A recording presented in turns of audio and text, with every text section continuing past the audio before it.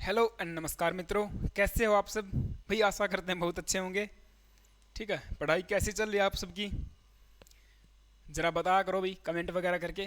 ठीक है, बताया करो पढ़ाई कैसी चल रही है, कैसा पढ़ाया हुआ समझ में आ रहा है, समझ में आ रहा है नहीं आ रहा है, कोई चीज़ कोई डाउट अगर मन में कोई बात है तो प्लीज़ उसको बताया करो, शेयर किया करो। ठीक है, ऐसे बात नहीं बनती है कि मन में कोई डाउट आ गया और आपने पूछा ही नहीं। ठीक है, तो करते हैं आज की क्लास की शुरुआत भाई, without wasting any time. Let's start it. जैसा कि आप सबको पता है, कंप्यूटर हमने शुरू कर रखा है, पूरा बेसिक से लेकर हाई लेवल तक पढ़ने वाले हैं। तो बने रहिए मेरे साथ। एक सेकंड में इसको थोड़ा सा और साफ कर लेता हूँ, बोर्ड को एक बार। पहली क्लास अगर आप लोगों ने नहीं देखी तो प्लीज़ उसको भी एक बार देखो। जो बेसिक मैंने आपको बताया है उसको समझना बहुत ही ज़्यादा ज़रूरी है। ठीक है, थोड़ा सा पहले वाली क्लास का रिपीट करेंगे, उसके बाद हम आगे बढ़ेंगे। हमेशा हर क्लास के अंदर यही रहेगा, पीछे वाली क्लास का थोड़ा सा रिवीजन, उसके बाद आगे बढ़ेंगे। ठीक है, चलो। मैंने आपको बताया था कंप्यूटर के यहाँ भी इलेक्ट्रॉनिक मशीन है, क्या करेगी, डाटा को प्रोसेस करके इंफॉर्मेशन में बदलने का काम करती है। इसी कारण हमने क्या कंप्यूटर को क्या कह दिया, इसी कारण हमने कंप्यूटर को डाटा प्रोसेसर कह दिया। तीसरा नाम मैं आपको बताया था भाई, कंप्यूटर क्या करेगा, डिफरेंट डिफरेंट टास्क को परफॉर्म करने के लिए डिफरेंट डिफरेंट प्रोग्राम की ज़रूरत होती है, आवश्यकता होती है। दैट्स वाई हमने कंप्यूटर का तीसरा नाम क्या बताया, हाँ जी, प्रोग्रामेबल मशीन। और चौथा नाम मैंने आपको क्या बताया था, इंफॉर्मेशन प्रोसेसिंग सिस्टम। ये चार नाम आपको उंगलियों के ऊपर मुंझभनी याद होने चाहिए। ठीक है, अगर आप सब्जेक्ट आपने यदि कंप्यूटर उठाया है पढ़ने के लिए, देन प्लीज़ ये चार नाम तो आपको पता होने ही होने चाहिए। ठीक है, इलेक्ट्रॉनिक मशीन से काम नहीं चलने वाला है, आपको तीन नाम जो मैंने बताए वो भी याद होने चाहिए। इसके बाद देखो, करते हैं शुरुआत। मैंने आपको क्या बताया कि भाई क्या करेगा, डाटा को प्रोसेस करके किस में चेंज करेगा, इंफॉर्मेशन में चेंज करेगा। किस में चेंज करेगा, इंफॉर्मेशन में। डाटा को प्रोसेस करके इंफॉर्मेशन में चेंज करने का काम करता है कौन, अपना ये जो कंप्यूटर है। ठीक है, जिसके ऊपर आप वीडियो देख रहे हो। इसके बाद देखो, समझना सबसे पहले कि भाई ये जो डाटा मैंने आपको बताया है, ये डाटा क्या चीज़ है। व्हाट इज डाटा, बताओ कोई, व्हाट इज डाटा, डाटा क्या चीज़ है। ठीक है, डाटा है क्या, मैंने बता तो दिया भी, डाटा को इनपुट करके डाटा को प्रोसेस करके इन्फॉर्मेशन में बदल देंगे, बट ये डाटा क्या है, इस चीज़ को समझना बहुत ज़रूरी है। डाटा मेरे पास क्या होता है, डाटा मेरे पास, मैं अगर आपको कहूँ सीधी भाषा, सीधी जो भाषा कंप्यूटर की जो सीधा जो प्रश्न पूछा जाएगा वो क्या होता है कि डाटा हम कह सकते हैं रॉ फैक्ट्स को। किसको, रॉ फैक्ट्स को, या आप कहो जी रॉ मटेरियल, रॉ मटेरियल को, अर्थात कच्चा माल, कच्चा तथ्य, जो भी कच्चे तथ्य कच्चा माल है, उसको, उस मटेरियल को, उस रो फैक्ट्स को हमने क्या कह दिया जी, ये डाटा है। इट मीन्स, इसकी अगर आप डेफिनेशन लिखना चाहो तो क्या लिखोगे भाई, कंप्यूटर के अंदर जो भी इनपुट प्रोवाइड की जाती है, कंप्यूटर के अंदर जो भी इनपुट प्रोवाइड की जाती है, इनपुट प्रोवाइड की जाती है, हाँ जी, कंप्यूटर के अंदर जो भी इनपुट प्रोवाइड की जाती है उसे ही हम क्या कहते हैं, उसे ही डाटा कहते हैं। ठीक है, उसे ही क्या कहते हैं, डाटा कहते हैं। अब ये जो इनपुट मैंने शब्द यूज किया है, इनपुट, इनपुट प्रोवाइड की जो की जाती है वो किसी भी फॉर्म में हो सकती है, इन एनी फॉर्म, भाई किसी भी फॉर्म में, किसी भी माध्यम में वो हमारी इनपुट हो सकती है। समझ रहे हो बात को, वो हमारी वॉइस हो सकती है, वो कोई भी जैसे कि हम बात करें न्यूमेरिक हो सकती है, कोई अल्फ़ाबेटिक वैल्यू हो सकती है, कोई भी वैल्यू हो सकती है, कुछ भी किसी भी फॉर्म में वो हो सकती है, जो भी कंप्यूटर उसको एक्सेप्ट करता है। तो मैंने बताया भी, कंप्यूटर में जो भी इनपुट प्रोवाइड की जाती है उसको डाटा कहते हैं, वो किसी भी फॉर्म में हो सकती है। ठीक है, ये चीज़ अगर आपने समझ ली भी, डाटा क्या है, एक रॉ फैक्ट है, कच्चा माल है।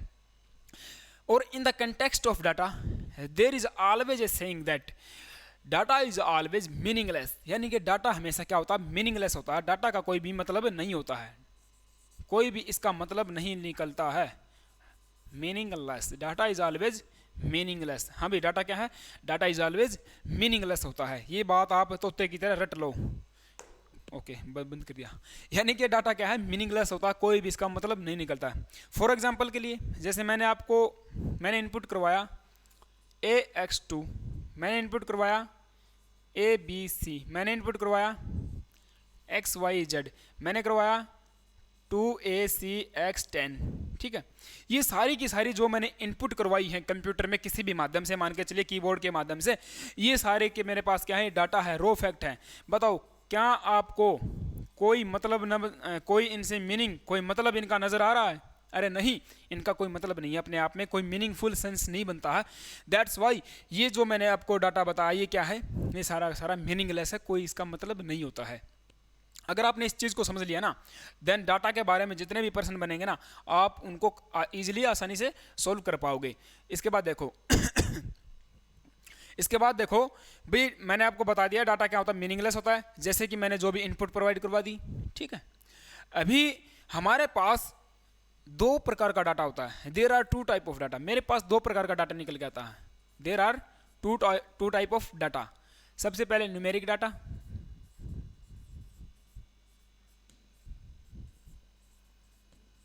और दूसरा मेरे पास क्या रहने वाला है, नॉन न्यूमेरिक डाटा।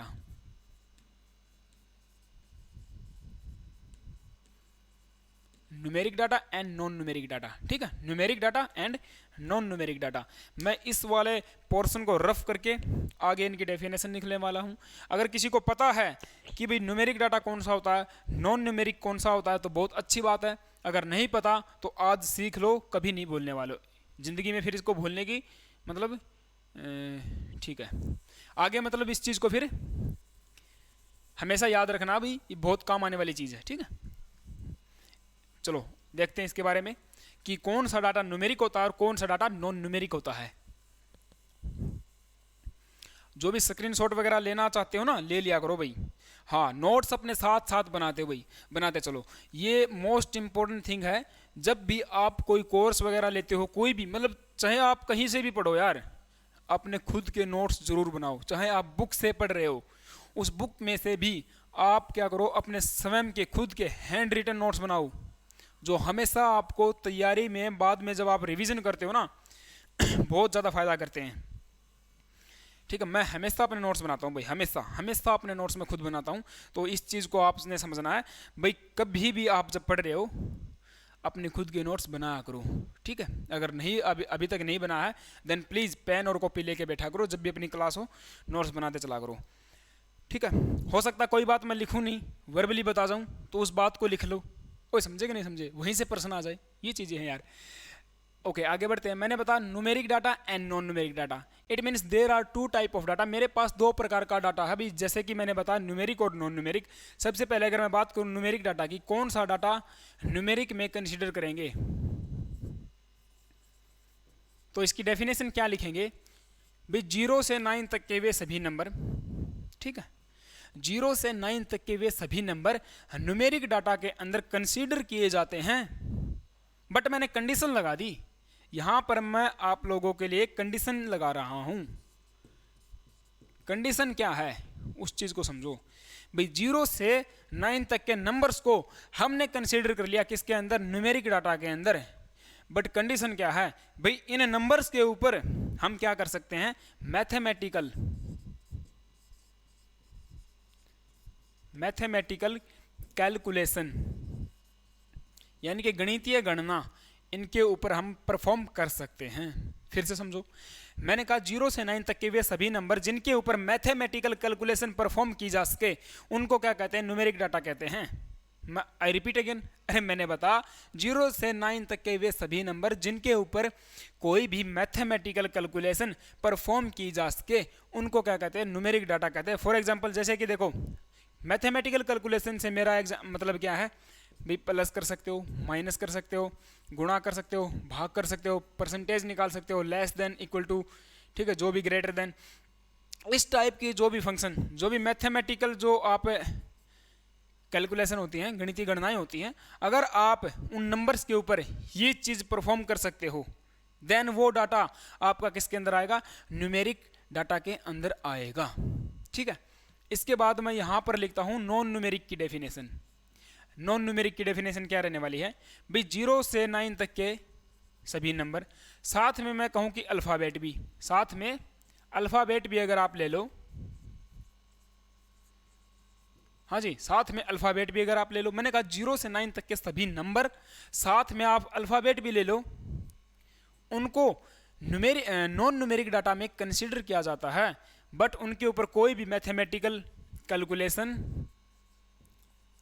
परफॉर्म नहीं की जाती, उनके ऊपर कोई भी मैथमेटिकल कैलकुलेशन परफॉर्म नहीं की जाएगी। समझो बात को, गुणा घटा जोड़ भाग परसेंटेज वगैरह कोई भी परफॉर्मेंस उनके ऊपर हम नहीं कर सकते हैं। यानी कि 0 से 9 तक के नंबर्स हैं, साथ में अल्फ़ाबेट हो सकते हैं, 0 से 9 तक का नंबर भी हो सकता है, ठीक है, लेकिन उनके ऊपर कोई भी मैथमेटिकल कैलकुलेशन परफॉर्म नहीं की जाएगी। इस बात को अगर आप समझ गए तो नॉन न्यूमेरिक डाटा और नॉन न्यूमेरिक डाटा में अंतर करना आप आसानी से सीख जाओगे।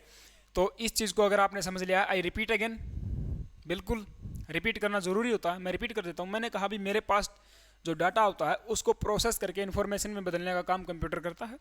डाटा मैंने आपको बता दिया, कच्चा माल होता है, रॉ फैक्ट होता है, रॉ मटेरियल होता है, जिसकी मीनिंग, जिसकी कोई भी मतलब वैल्यू, मीनिंग जिसका नहीं होता है। It means data is always meaningless.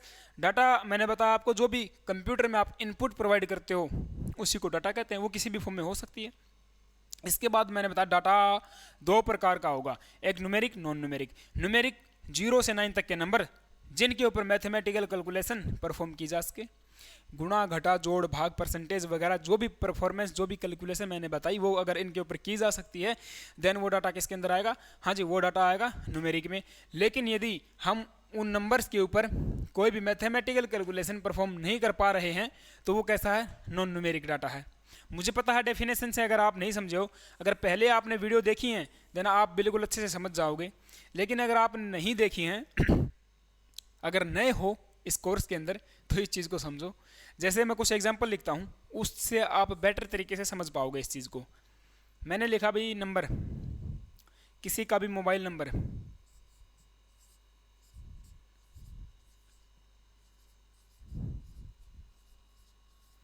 ठीक है। दूसरा मैं लिखता हूँ, दिख रहा ना यहाँ तक, हाँ। दूसरा मैं लिखता हूँ भाई, मैंने लिखा 16HB 1006 ब्लॉक, ठीक है। तीसरा मैं लिखता हूँ यहाँ पर 16,530 रुपये, सैलरी ऑफ एनी एम्प्लॉई।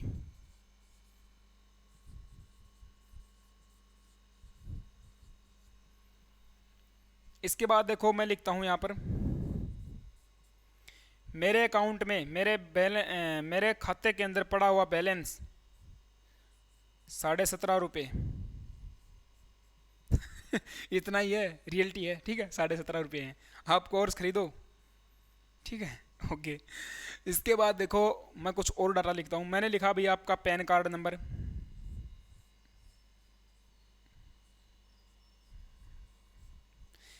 मैं इसके बाद लिखता हूँ किसी का आधार कार्ड नंबर, जैसे कि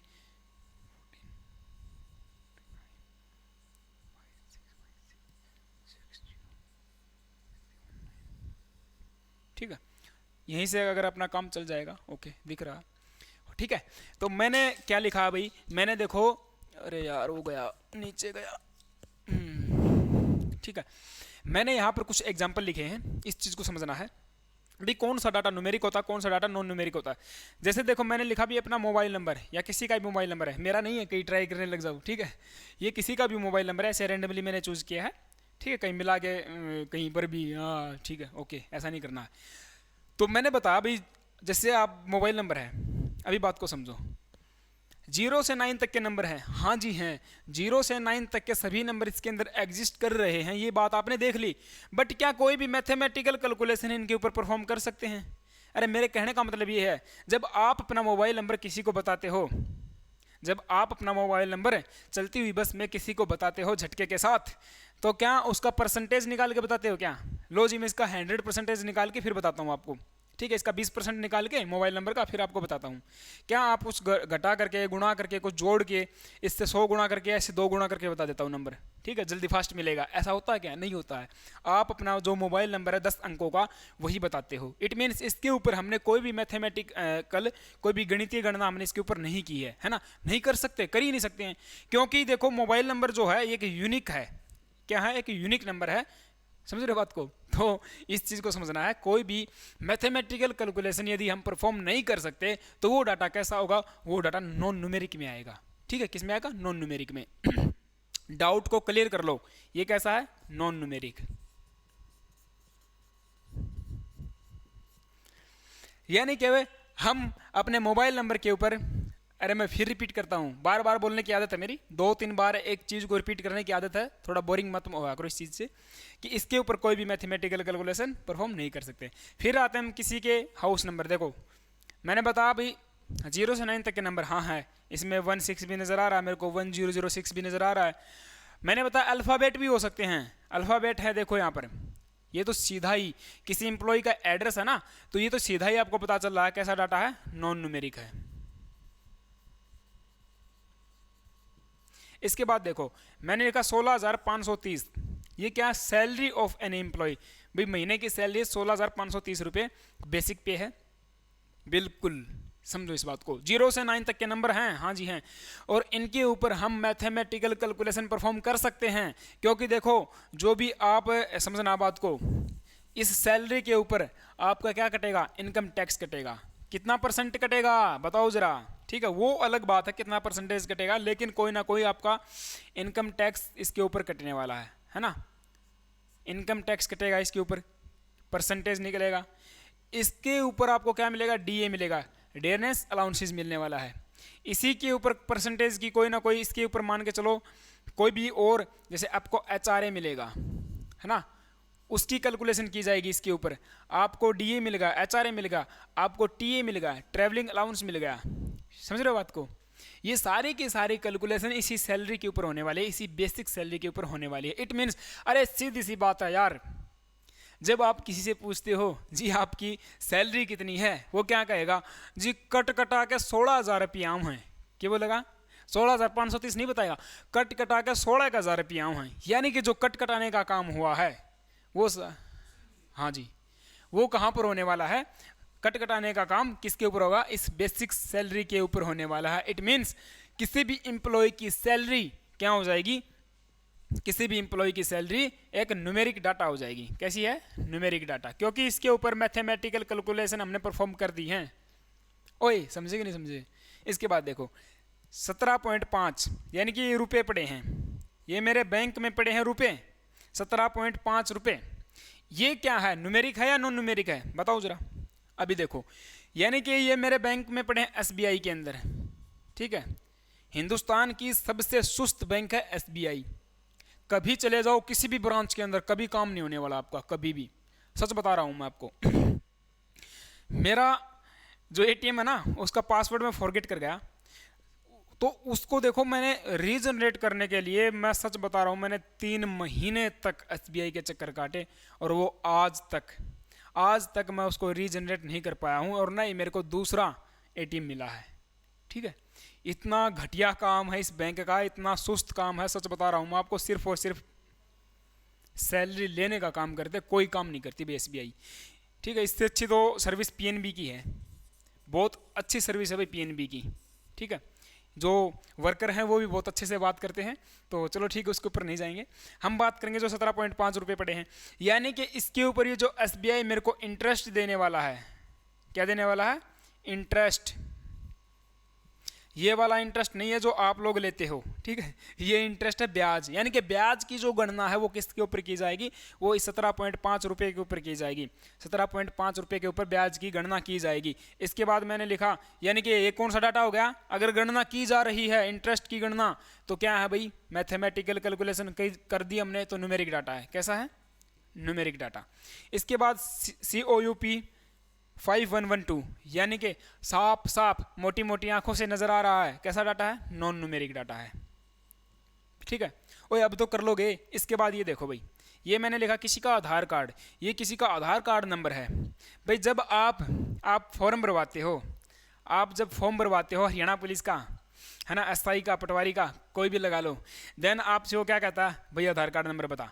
जब आप अपना आधार कार्ड नंबर बताते हो तो क्या इस आधार कार्ड के ऊपर कोई मैथमेटिकल कैलकुलेशन करके, क्या इसका परसेंटेज निकाल के या इसमें से कुछ घटा के, गुणा करके, जमा करके नहीं बताते हो? नहीं, ये जो यूनिक नंबर है यही बताते हो। इट मीन्स 0 से 9 तक के नंबर हैं, ठीक है, मैथमेटिकल कैलकुलेशन नहीं कर रहे हैं। इट मीन्स कैसा डाटा है, नॉन न्यूमेरिक डाटा है, ठीक है।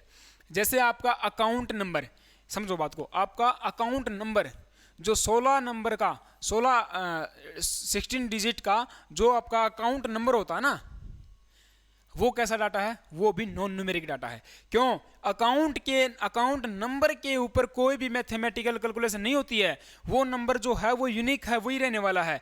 लेकिन उसके अकाउंट में पड़ी हुई सैलरी, आने वाली सैलरी या जो बैलेंस पड़ा हुआ है जो आप विड्रॉ करने वाले हो, उसके ऊपर क्या की जाएगी, उसके ऊपर मैथमेटिकल कैलकुलेशन परफॉर्म की जाएगी। यानी कि अकाउंट नंबर किसके अंदर आएगा, समझना बात को। ओए समझे कि नहीं समझे? वेरी गुड, शाबाश। तो ये सारा डाटा चीज़ अगर आपने समझ ली है तो यहाँ से अगर आपका पर्सन कभी ज़िंदगी में आता है देन आप कभी भूलने वाले नहीं हो मेरे हिसाब से। तो यानी कि आशा मैं यही कर सकता हूँ क्योंकि आप लोग बहुत ज़्यादा समझदार हो, ठीक है, मेरी नज़र में। चलें आगे, ले लो भाई स्क्रीनशॉट वगैरह जो भी लेना है आप लेते रहा करो और नोट करते रहो।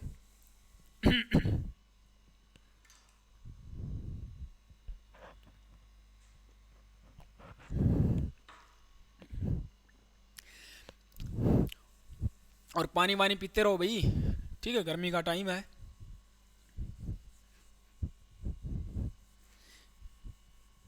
सेहत को अपनी अच्छे रखो, अच्छा खाना खाओ, सादा खाना खाओ, बढ़िया से तैयारी करो, पूरी नींद लो।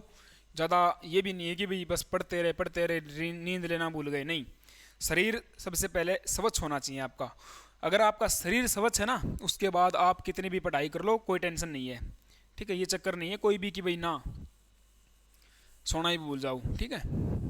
पूरी नींद लो अपनी बढ़िया तरीके से, माइंड को फ्रेश रखो और बर्डन किसी टाइप का लो मत।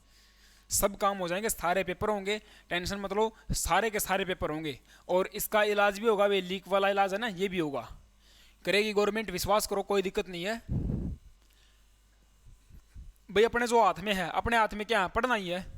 तो अपने हाथ में जो काम है हम उसको भी अगर पूरा कर लेते हैं तो जो उनके हाथ में है वो अपना काम करते रहेंगे, ठीक है। हमारे हाथ में नहीं है पेपर करवाना, हमारे हाथ में नहीं है लीकेज को रोकना, ठीक है। हाँ हमारे हाथ में है, मतलब थोड़ा बहुत जो हमने प्रयास किया है ये पीछे, तो उसका असर तो ज़रूर दिखेगा। तो इस चीज़ की टेंशन मतलब भी पेपर नहीं होंगे कैसे होंगे, ठीक है। आपने टेंशन किस चीज़ की लेनी है, अगर कंप्यूटर आ गया, अगर 10 नंबर का आ गया तो उसमें से 9 नंबर मेरे को कैसे लेने हैं, ये टेंशन आपकी होनी चाहिए, ठीक है। अगर मैथमेटिक्स आता है 10 नंबर का तो उसमें से बिल्कुल 9 नंबर कैसे लेने हैं, हर चीज़ की एवरेज आप इतनी निकालो। अगर उसमें सीधा एग्जांपल यही है, अगर 10 नंबर के 10 क्वेश्चन आते हैं ना तो कम से कम आपके 9 नंबर ठीक होने चाहिए। 8 से 9 तो कम से कम आपके ठीक होने ही होने चाहिए, तब जाके आप है ना दूसरों से बेटर बन पाओगे, ठीक है। गधे की जो चाल है ना, भेड़ चाल, उसके अंदर मत चलो।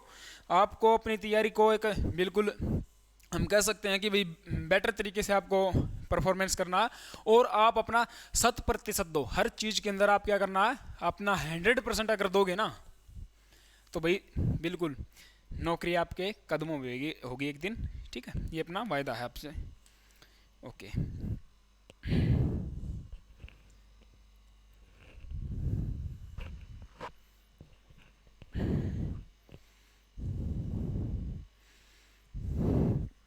इसके बाद आ जाओ भाई,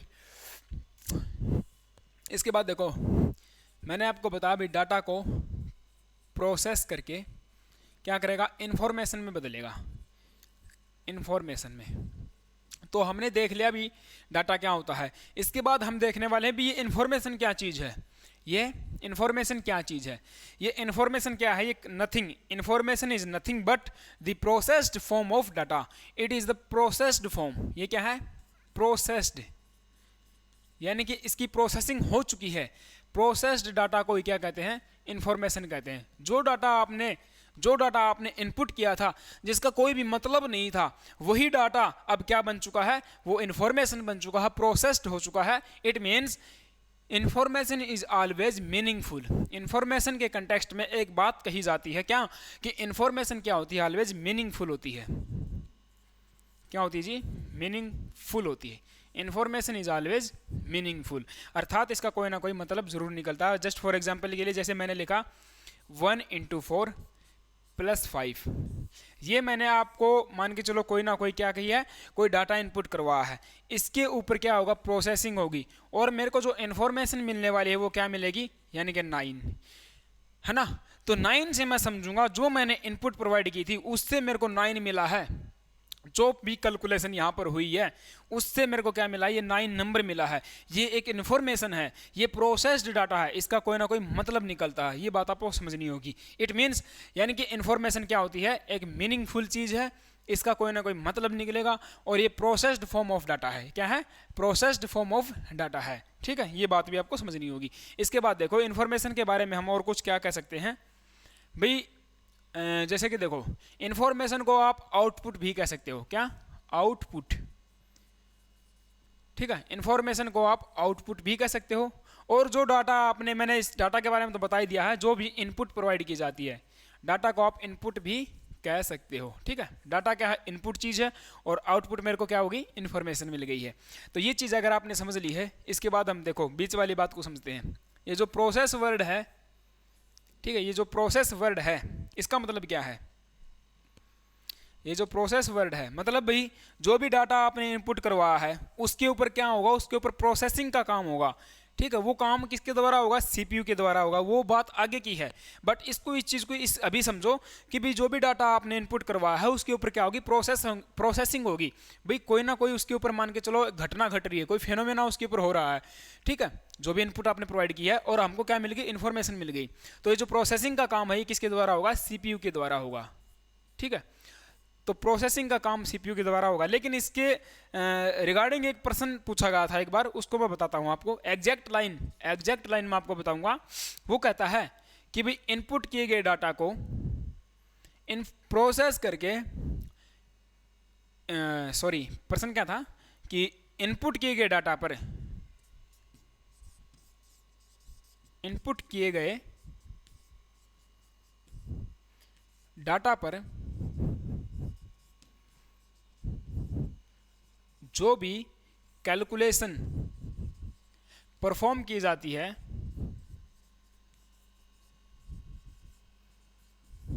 जो भी कैलकुलेशन परफॉर्म की जाती है, इनपुट किए गए डाटा पर जो भी कैलकुलेशन परफॉर्म की जाती है उसे कहते हैं, हाँ भी क्या कहते हैं, उस चीज को प्रोसेसिंग कहते हैं। क्या कहेंगे, प्रोसेसिंग। आंसर क्या बनेगा, प्रोसेसिंग। यानी कि इनपुट किए गए डाटा पर जो भी कैलकुलेशन की जाएगी, जो भी घटना इसके ऊपर घटेगी, जो भी मैथमेटिकल कैलकुलेशन हो, चाहे लॉजिकल कैलकुलेशन हो, चाहे और भी कोई टाइप की कैलकुलेशन हो, उसको क्या कहेंगे, हम प्रोसेसिंग कहते हैं। लेकिन दूसरा प्रश्न यहीं पर क्या बनता है कि इनपुट किए गए डाटा पर प्रोसेसिंग करके इंफॉर्मेशन में बदलना, ये पूरी की पूरी प्रक्रिया क्या कहलाती है। देखो इनपुट किए गए डाटा पर जो कैलकुलेशन की जाती है उसको हमने क्या बोल दिया, उसको हमने नाम दे दिया प्रोसेसिंग। समझ गए बात को। लेकिन मैंने अगला प्रश्न आपसे क्या किया है कि जो इनपुट आपने डाटा कर दिया उसके ऊपर आपने प्रोसेसिंग भी करवा दी और आपको क्या मिल गई, इंफॉर्मेशन भी मिल गई। इट मीन्स इनपुट किए गए डाटा पर प्रोसेसिंग करके इंफॉर्मेशन में बदलने की जो पूरी की पूरी प्रक्रिया है इसको क्या कहेंगे, ये जो प्रोसेस है इसको क्या कहेंगे, इसको कहते हैं information processing cycle. Information processing cycle. और समझे कि नहीं समझे, SYCLE साइकिल। ठीक है, यानी कि इस चीज को कहते हैं इंफॉर्मेशन प्रोसेसिंग साइकिल। समझना बात को। अगर आपने इस चीज को समझ लिया है देन मैंने आपको सबसे फर्स्ट डे क्लास के अंदर बताया था भाई कंप्यूटर को हम क्या कह सकते हैं, कंप्यूटर को हम इंफॉर्मेशन प्रोसेसिंग सिस्टम कह सकते हैं, है ना। वो इसी आधार पर कहते हैं, वो इसी आधार पर हम कहते हैं कंप्यूटर को। चौथा नाम जो मैंने आपको बताया था information processing system, it means ये जो कंप्यूटर है वो क्या करेगा, इंफॉर्मेशन प्रोसेसिंग साइकिल को परफॉर्म करेगा, इसीलिए हमने कंप्यूटर का क्या नाम दे दिया था, इंफॉर्मेशन प्रोसेसिंग सिस्टम। ओए समझे कि नहीं समझे, वेरी गुड। चले आगे। इसके बाद देखो भाई, यहाँ तक की कहानी अगर आपको समझ में आ गई है तो उसके बाद हम क्या करेंगे, उसके बाद देखो, अभी जो इनपुट हमने समझ लिया है भाई, इनपुट अब किसके माध्यम से, इनपुट किसके माध्यम से हम लोग प्रोवाइड करवाएंगे। ठीक है, हमने बता दिया डाटा, ठीक है भाई, डाटा हमने समझ लिया है, सारा का सारा इनपुट समझ लिया हमने। बट ऐसी कौन सी डिवाइसेस हैं जिनके माध्यम से इनपुट को हम कंप्यूटर में फीड करवा सकते हैं, इंसर्ट करवा सकते हैं। हाँ भाई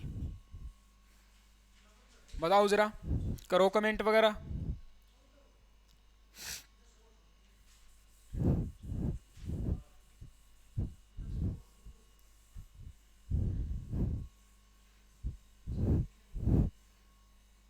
देखो भाई,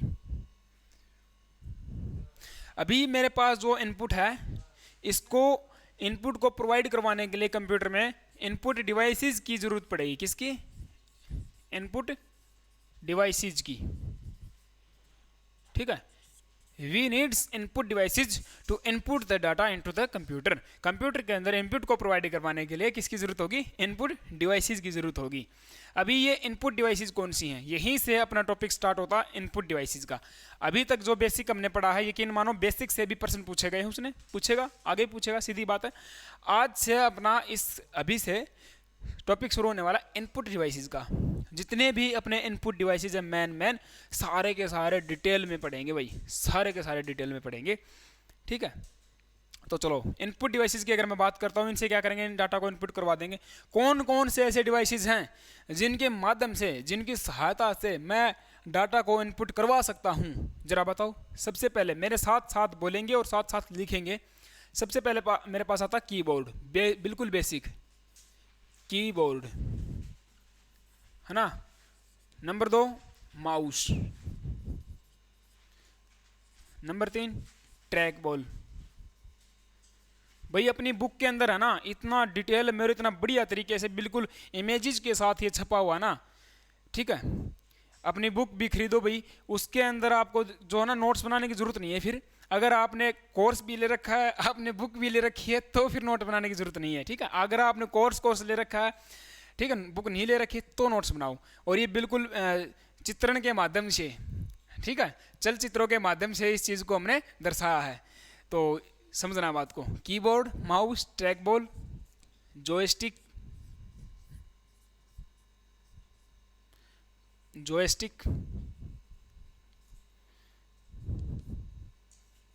इसके बाद आता है light pen, joystick, light pen, keyboard, mouse, track ball. Number 6 लिखो, VCR, OMR, MICR,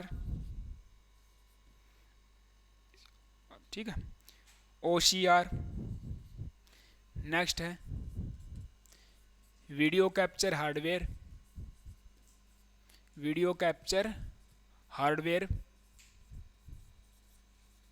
या डिवाइस भी कह सकते हो, video capture hardware. Digital camera, या आप वेब कैमरा भी इसको कह सकते हो। Digital camera, light pen, touch screen, ठीक, वो टच स्क्रीन किसी की भी हो सकती है, आपके मॉनिटर की हो सकती है, आपके लैपटॉप की हो सकती है, या आपके मोबाइल फोन की हो सकती है। ठीक है, keyboard, mouse, trackball, joystick, light pen, VCR, OCR, MICR, OMR, video capture hardware, digital camera, touch screen. इसके बाद एक और होती है अपने पास video capture hardware, digital camera, touch screen, and that is, चलो ठीक है, जितनी भी हैं तो ये सारी की सारी मेरे पास क्या है, जो भी एक दो बचेंगी वो बता देंगे।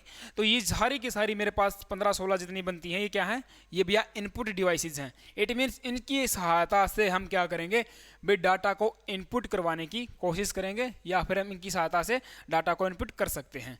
ठीक है, तो इनको एक एक को डिटेल में पढ़ने का काम करेंगे, कब, कल करेंगे। इनको एक एक को डिटेल में पढ़ने का काम कल करेंगे। अभी के लिए, आज के लिए अगर आपने वीडियो देखी है तो क्या करना है, इन जितने भी नाम मैंने आपको बताए हैं आपके उंगलियों के ऊपर होने चाहिए। वो प्रश्न कैसे पूछता है, 4-4 के जोड़े देगा, 5-5 के जोड़े देगा, इनमें से कौन इनपुट डिवाइस का एग्जाम्पल नहीं है।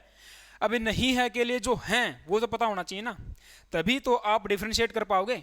समझ रहे बात को, यानी कि इनपुट डिवाइस कौन से हैं और आउटपुट कौन से हैं, उनके अंदर आपको अगर डिफ्रेंशिएशन करना है तो सबसे पहले नाम याद करने पड़ेंगे। कम से कम आप इनपुट डिवाइसेस के नाम याद कर लो, आउटपुट वाले बाकी बचे वो आउटपुट वाले हो जाएंगे। ठीक है, 4-5 ही, वो ज़्यादा नहीं है। तो ये ज़रूरी है, आपको एक एक को डिटेल में पढ़ेंगे, और जहाँ जहाँ से प्रश्न पीछे पूछा है, आगे पूछने की संभावना है, वो भी मैं आपको बताता चलूँगा। ठीक है, तो आज के लिए गाइज इतना ही। आई होप कि आपको लेक्चर पसंद आया होगा। ठीक है, पढ़ते रहो भाई, अपनी तैयारी को मजबूत रखो, कंसिस्ट होकर मेरे साथ पढ़ते रहो। ठीक है, okay, thank you class, have a nice day, मिलते हैं कल।